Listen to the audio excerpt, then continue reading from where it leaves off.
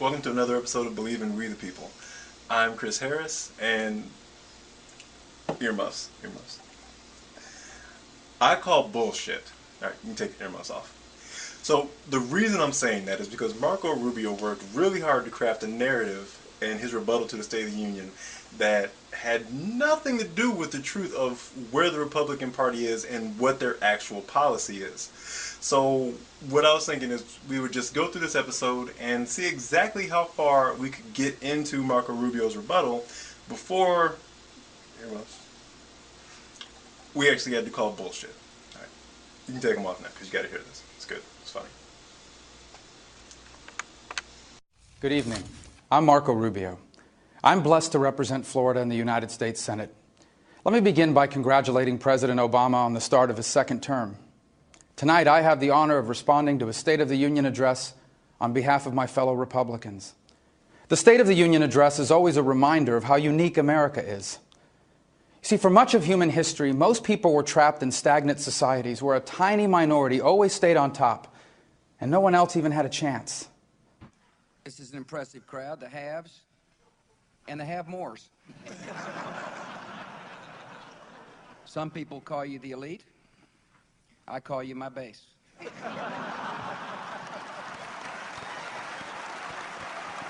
Republican presidential candidate Mitt Romney is taking some political heat for a comment that he made to some unemployed workers.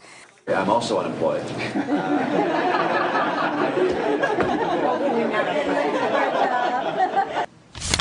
Even in the area of voter registration, I think there's much more that can be done. Now, the bill that we have, which is mainly in the area of voter registration, will help, particularly in some communities. But it is not at all a panacea. It has certain red tape, complex qualities about it, which will still make the process a long one. And I think ultimately, the federal government should set forth a uniform pattern of registration and voting so that no citizen will have a problem at this point.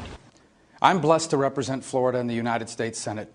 This is how democracy works in Florida this year. Look at this. Get in line.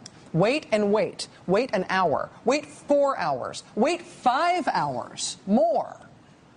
Yesterday, Florida Democrats and the nonpartisan group, the League of Women Voters, asked Republican Governor Rick Scott to do something about the long lines. They asked him to add a day of voting, to open the polls on the last Sunday before the election, when many African Americans usually plan to carpool to go vote after church. Governor Scott said no. Florida's governor said, quote, "Early voting will end on Saturday night, but I want everybody to get out to vote." Mr. Scott wants everybody to get out and vote. Just get in line. 3, 4, 5 hours. Let's see how long we can make you wait. Let's see if you actually end up voting. Listen, the more opportunity people have to vote, the more likely they are to vote. High turnout favors Democrats. Low turnout favors Republicans. This is not rocket science. To the extent that voting in Florida this year is a debacle, it is a man-made debacle. It is a debacle by design. In some towns, the ballot this year in Florida is 10 pages long, and filling it out takes longer, and with fewer days to vote, well, yeah, magic. You get really long lines. But that's the way it goes in Florida now. Leading up to this election, Florida Republicans cut the time for early voting in half. So now Floridians stand in long lines. They passed new restriction on registering voters, so thousands fewer new voters signed up in the state. And Governor Scott has continued trying to purge the voter rolls in Florida, challenging voter registrations into the final weeks before the vote. In South Florida and Palm Beach County, 30,000 absentee ballots were printed wrong. Clerks have been copying what the voters marked onto new ballots that can fit into the tabulating machines. Dozens more voters asked for absentee ballots and still haven't gotten them, days before the election, because Palm Beach screwed up the barcodes that tell the post offices where to deliver them. The situation might be worse in nearby Broward County, the Democratic stronghold, where voters have waited weeks for absentee ballots to arrive in the mail, and 300 ballots got returned to the county as undeliverable.